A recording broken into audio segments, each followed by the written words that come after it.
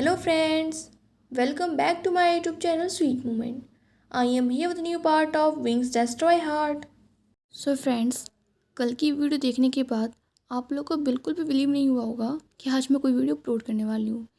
यार अगर सच बताऊँ ना तो मुझे ना खुद पर भी बिलीव नहीं था कि मैं वीडियो अपलोड कर दूँगी, क्योंकि हर बार जब भी मैंने कहा है कि मैं वीडियो अपलोड करूँगी कुछ ना कुछ ऐसा हो जाता मैं नहीं कर पाती। बट इस बार मैंने पक्का वाला प्रॉमिस किया था तो वीडियो तो अपलोड करनी ही थी। इसलिए आज मैं आप लोग के साथ इस स्टोरी का नेक्स्ट पार्ट एक्सप्लेन कर रही हूँ। तो बिना कोई और बकवास किए हुए ओके, इस स्टोरी को स्टार्ट करते हैं। और गाइस, जहाँ तक मुझे लगता है आप लोग भूल गए होंगे, तो अगर आप लोग पे टाइम हो तो प्लीज़ एक बार लास्ट पार्ट को सुन लीजिएगा।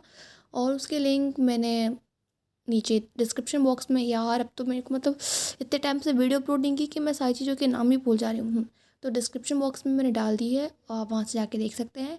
वीडियो अच्छी लगे तो प्लीज़ यार लाइक करके जाना, प्लीज़ प्लीज़ प्लीज़ वीडियो को लाइक करके जाना। और अगर आप मेरे चैनल पर नहीं हो तो चैनल को सब्सक्राइब भी कर देना। ओके। वांगजी और विंग की मैरिज को 4 मंथ हो चुके थे और अभी वो दोनों मास्टरलान और लैंसचैन के सामने बैठे हुए थे। वांगजी बस अपने हस्बैंड को हक करना चाहता था और उसे कंफर्ट करना चाहता था। सेम सिचुएशन विंग के साथ थी, पर वो दोनों अभी ऐसा नहीं कर सकते थे। इसलिए वो दोनों लैंसचैन और मास्टरलान के बोलने का वेट करते हैं। मास्टरलान कहते हैं, सबसे पहले मैं वांगजी से ये पूछना चाहता हूँ कि उन सभी को किसने मारा। वांगजी तुरंत कहता है, मैंने। पर इससे पहले कि वो कुछ और कह पाता, विंग कहता है, ये सारी मेरी फॉल्ट थी। अगर मैं इतना इम्पेशेंट नहीं हुआ होता और वांगजी को ढूंढने के लिए लान क्लान के बाहर नहीं गया होता तो ऐसा कुछ भी नहीं हुआ होता। और जैसे ही उसके माइंड में वो थॉट आता है कि विंग के साथ क्या हुआ था, उसकी पूरी बॉडी ट्रम्बल करने लगती है। वांगजी कहता है, विंग, इसमें तुम्हारी कोई भी फॉल्ट नहीं है। वो लोग तो बस इसी बात का इंतज़ार कर रहे थे कि कब तुम क्लाउड्स के बाहर आओ और वो लोग तुम पर अटैक करें। तुम्हें अपनी सेफ्टी के लिए हमेशा क्लाउड्स के इन 4 वॉल्स में ही कैद नहीं रहना होगा। विंग कहता है, पर वांगजी, तुम्हें कैसे पता कि वो लोग वहाँ पर मेरा वेट कर रहे थे और ये किसी बैड लक की वजह से नहीं था। वांगजी कहता है, विंग, मुझे पता है उन लोगों को तुम पर सेट किया गया था। पर इससे पहले कि विंग कुछ और कह पाता, लैंसचैन उनसे पूछता है, तुमने आखिर टोटल कितनों को मारा। वांगजी कहता है, 20। अगर मैं टाइम पे वहाँ नहीं पहुँचा होता तो विंग अभी तक मरा हुआ होता और उसी तरह उस सेक्ट के सारे मेंबर्स भी। वांगजी को वो सिचुएशन सोच सोच कर ही बहुत ज़्यादा गुस्सा आ रहा था। लैंसचैन कहता है, वांगजी, मैंने जिस मैन को क्वेश्चन किया उसने मुझे बताया कि वो लोग नॉर्मली उस रूट से ट्रैवल कर रहे थे और उन्हें तो ये भी नहीं पता था कि विंग उसी एरिया में है। पर इससे पहले कि लैंसचैन अपनी बात को कंप्लीट कर पाता, वांगजी उसको बीच में ही इंटरप्ट करते हुए कहता है, वो झूठ बोल रहा है। जिस मैन को मैंने इन्वेस्टिगेट किया था उसने मुझे बताया कि उन लोगों को विंग को मारने के लिए पे किया गया था और उनका मेन मोटिव ही विंग को मारना था। ये सुनने के बाद लैंसचैन बहुत ज़्यादा शॉक था और कंफ्यूज भी। वो वांगजी से पूछता है, क्यों। वांगजी कहता है कि जब मैंने उस मैन से फर्दर क्वेश्चन किए तो उसने कहा कि उसने विंग को मारने का रीज़न नहीं पूछा था, पर मुझे लगता है कि वो झूठ बोल रहा है। ये सब सुनने के बाद विंग, जो अभी भी शॉक में था, वो कहता है, तो इसका मतलब है कि क्लाउड्स के बाहर अभी भी बहुत सारे लोग हैं जो मुझसे डेमोनिक कल्टीवेशन की वजह से नफरत करते हैं और डरते हैं और वो अभी भी मुझे मारना चाहते हैं। मास्टर लान ये सब सुनने के बाद विंग की तरफ देखते हैं, जो कि बहुत ज़्यादा सैड लग रहा था, और कहता है कि मैं अपने कुछ आदमियों को उस सेक्ट में भेजूंगा और उनसे इस बारे में आंसर मांगूंगा। अगर उनके आंसर प्रॉपर नहीं होंगे तो इसके बाद हमें क्या करना है वो हम लोग बाद में सोचेंगे।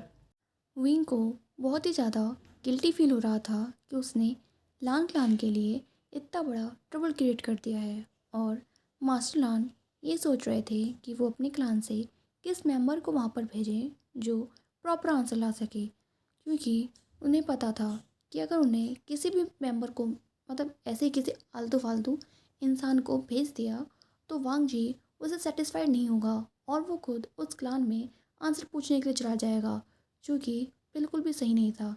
इसलिए मास्टरलान कहते हैं कि मैं सुजय और उसके साथ कुछ स्टूडेंट्स को। पर इससे पहले कि मार्सलान अपनी बात को कंप्लीट कर पाते, विंग उनको इंटरप्ट करते हुए कहता है, नहीं, सबको पता है कि सिजुई हमारा बेटा है, और अगर उनकी इंटेंशन गलत थे और वो सच में मुझे हर्ट करना चाहते थे, तो वो लोग सिजुई को भी हर्ट करने की कोशिश करेंगे, ताकि वो लोग इनडायरेक्टली मुझे हर्ट कर सकें। मार्सलान कहते हैं, ठीक है, तो फिर मैं खुद जाकर उनसे एक प्रॉपरली आंसर की डिमांड करूँगा, बट उससे पहले मुझे उन आदमियों से बात करनी होगी जिन्होंने तुम पर अटैक किया था। और लानिंग, तुम मुझे प्रॉपरली अच्छे से याद करके बताओ कि आखिर तुम्हारे साथ क्या क्या हुआ था। विंग कहता है, ओके, जब मैं अर्ली मॉर्निंग में उठा तो वांग जी मेरे साथ नहीं था, और मुझे वांग जी का एक नोट मिला जिसमें लिखा था कि वांग जी टाउन में कोई प्रॉब्लम को सॉल्व करने गया है और वो लंच टाइम तक यहाँ आ पाएगा। ये सुनने के ये पढ़ने के बाद मैं बहुत ज़्यादा पैनिक हो गया था, पर फिर भी मैं रूम में वांग जी का वेट कर रहा था। बट कुछ टाइम बाद मैं और वेट नहीं कर पाया और मैं क्लाउड सिक्स के बाहर जाने लगा। 1 घंटे बाद मैं फाइनली एक पॉन्ड के पास पहुंचा और वहां पर कुछ टाइम रेस्ट करने के लिए रुका। तभी मैंने पीछे से एक ग्रोवल की, मतलब एक पार्क, ठीक है, भौंकने की आवाज़ सुनी। ओके, समझ जाना है आप प्लीज़, इंग्लिश में नहीं हो पा रहा। मैंने एक वॉइस सुनी और उसके बाद मैंने पीछे मुड़कर भी नहीं देखा और मैंने वहाँ से दौड़ना स्टार्ट कर दिया। इसके बाद विंग थोड़ा सा ब्रेक लेता है और अपनी ब्रीथिंग को नॉर्मल करने की कोशिश करता है। उसकी पूरी बॉडी ट्रेमल कर रही थी।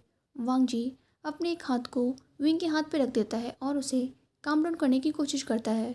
विंग आगे कंटिन्यू करते हुए कहता है, दौड़ते दौड़ते मैं एक डेड एंड पे पहुंच गया। मैंने अपने राइट और लेफ़्ट में जाने की कोशिश की, पर उन 6 मॉन्स्टर ने मुझे हर तरफ से घेर लिया था। फिर मुझे एक ट्री दिखा और मैंने उस ट्री पर भी चढ़ने की कोशिश की, पर उनमें से एक मॉन्स्टर ने मेरे पैर को पकड़ के मुझे पेड़ से नीचे खींच दिया, और उसके बाद से बस मुझे उनके बाइट करने और उनके ग्रॉल करने की ही साउंड, उनकी ग्रॉवल करने की वॉइस ही याद है। और गाइस, ये जो विंग मॉन्स्टर्स की बात कर रहा है वो डॉग्स हैं, ओके, क्योंकि वो विंग के लिए डॉग्स जो हैं वो मॉन्स्टर के बराबर ही हैं। इसके बाद वो शांत हो जाता है। तब वांगजी कहता है, तभी मैंने विंग के चिल्लाने की आवाज़ सुनी। विंग बार बार मेरा नाम चिल्ला रहा था। उसकी वॉइस से टेरर साफ समझ में आ रहा था। मुझे पता चल गया कि विंग कोई खतरे में है, और जब मैं वहाँ गया तो उन सब ने विंग पे अटैक किया हुआ था। मैंने उन सारे मॉन्स्टर्स को मार दिया, उसको भी जिसने मेरी वाइफ को उसके पैर से पकड़ा हुआ था। विंग इसके बाद भी बहुत ज़्यादा डरा हुआ था। मैंने विंग को वहाँ पर हग किया और उसके वाउंड को ट्रीट करने की कोशिश की। तभी वहाँ पर वैन सेक्ट का एक मेंबर आ गया। ये सुनते ही मास्टरलान और लैंसजैन कंफ्यूज हो जाते हैं और कहते हैं, वैन क्लान, पर वो तो ख़त्म हो चुका था ना। वांगजी कहता है, द न्यू वैन क्लान, जो कि दोबारा से स्टार्ट किया है उन 3 वैन्स ने जो फर्स्ट टाइम बच गए थे। लैंसजैन पूछता है कि आखिर उन लोगों ने क्या कहा। उसे वांगजी और विंग दोनों के लिए बहुत ज़्यादा बुरा लग रहा था, पर ख़ास तौर पर उसे विंग के लिए बुरा लग रहा था, क्योंकि उसे विंग की आंखों में डर अभी तक साफ साफ दिख रहा था। वांगजी ने कहा कि वैन गोलिन ने हम लोगों से पूछा कि उसके हंटिंग डॉग्स को किसने मारा। जब मैंने कहा कि उसके हंटिंग डॉग्स ने मेरी वाइफ पे अटैक किया था और मैंने उन सभी को मार दिया, तो इस बात पर उन लोगों ने बिलीव करने से मना कर दिया कि उनके डॉग्स ने विंग पर अटैक किया था, या ये कहो कि उन लोगों ने इस बात को मानने से मना कर दिया कि उन लोगों ने इन डॉग्स को विंग को मारने के लिए ही सेट किया हुआ था। इसके बाद मैंने उन सभी के स्पिरिचुअल पावर्स को ब्लॉक कर दिया और उन्हें एक स्ट्रिंग में बांध कर यहाँ लाया। फिर वो मैन जो इन सब के इंचार्ज में था उसे मैंने यहाँ रखा और बाकी सबको उनके घर भेज दिया, और उन्हें वार्निंग दी कि अगर आज के बाद उन लोगों ने विंग पर किसी भी तरीके का अटैक किया तो मैं सिर्फ डॉग्स को नहीं मारूंगा, और ये बात वो अपने न्यू वैन क्लान को भी बता दें। लैंसजैन पूछता है कि क्या तुमने उस पर एम्पैथी की। वांग जी अपना सर नाम में हिला देता है। ये सुन के लैंसजैन बहुत ज़्यादा कंफ्यूज था कि आखिर अभी तक वांग जी ने खुद पे कंट्रोल कैसे किया है और उस पर्सन पर एम्पैथी क्यों नहीं की।